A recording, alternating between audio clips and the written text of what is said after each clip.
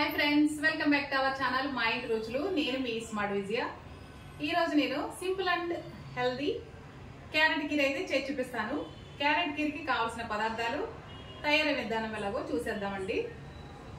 ముందుగా ఒక అరకిలో క్యారెట్లను అయితే తీసుకున్నాను.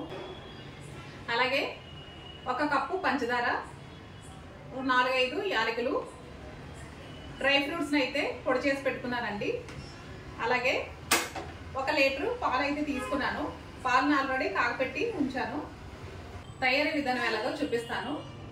క్యారెట్లను అయితే ముందుగా శుభ్రంగా కడిగి కుక్కర్లో పెట్టి ఒక 4-5 విజిల్లు వచ్చే వరకు బాగా ఉడికించుకోవాలి.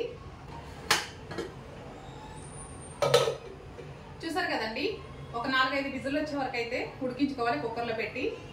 ఇప్పుడు బాగా చల్లారిన తర్వాత మనకి ఇలా ఉడికిపోయిన తర్వాత పై పొట్టంతా తీసుకోవాలి. మరి పేస్ట్ లాగా అయితే ఉడికించుకోకూడదు. చూసారు కదండి, ఈ పొట్టంతా మనం తీసేసుకోవాలి. తీసుకుని ఇవి మిక్సీ పట్టుకోవాలండి. పేస్ట్ లాగా మిక్సీ పట్టి చూపిస్తాను. చూసారు కదండి, మిక్సీలో వేసుకుని ఇలా బాగా పేస్ట్ లాగా అయితే పట్టుకోవాలి. ఇప్పుడు కుక్కర్లోకి అయితే తీసేస్తాను.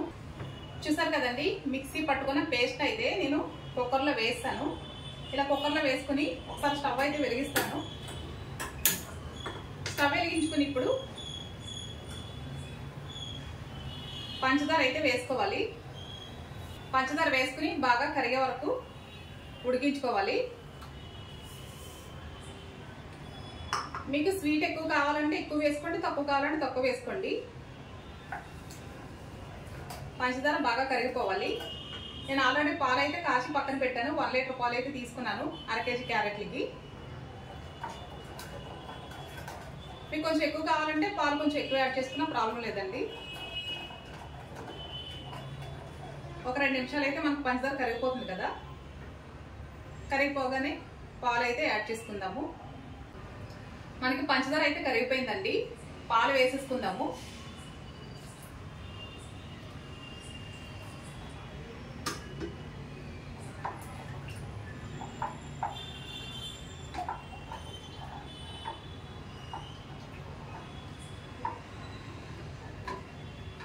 ఆల్రెడీ కాచిన పాలే కాబట్టి ఎక్కువసేపు మరిగించాల్సిన పని లేదు. ఒక 2 నిమిషాలు ఉంచుకుంటే సరిపోతుంది.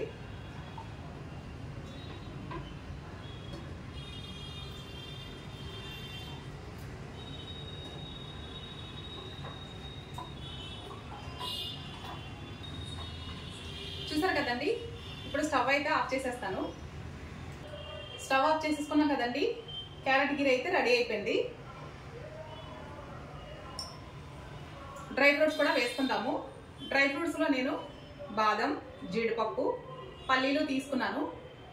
ఇవి ముందుగా కొంచెం వేయించుకుని మిక్సీ అయితే పట్టానండి. ముక్కలుగా కావాలనుకున్న వాళ్ళు ముక్కలు కట్ చేసి వేసుకోండి.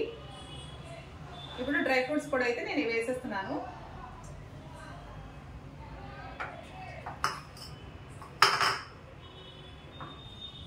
అలాగే మంచి సువాసన రావడం కోసం యాలకుల పొడి వేసుకున్న తర్వాత బాగా కలుపుకొని బాగా చల్లారిన తర్వాత ఫ్రిడ్జ్లో పెట్టుకుని ఒక 2 గంటల తర్వాత సర్వ్ చేసుకుంటే చాలా చాలా బాగుంటుందండి.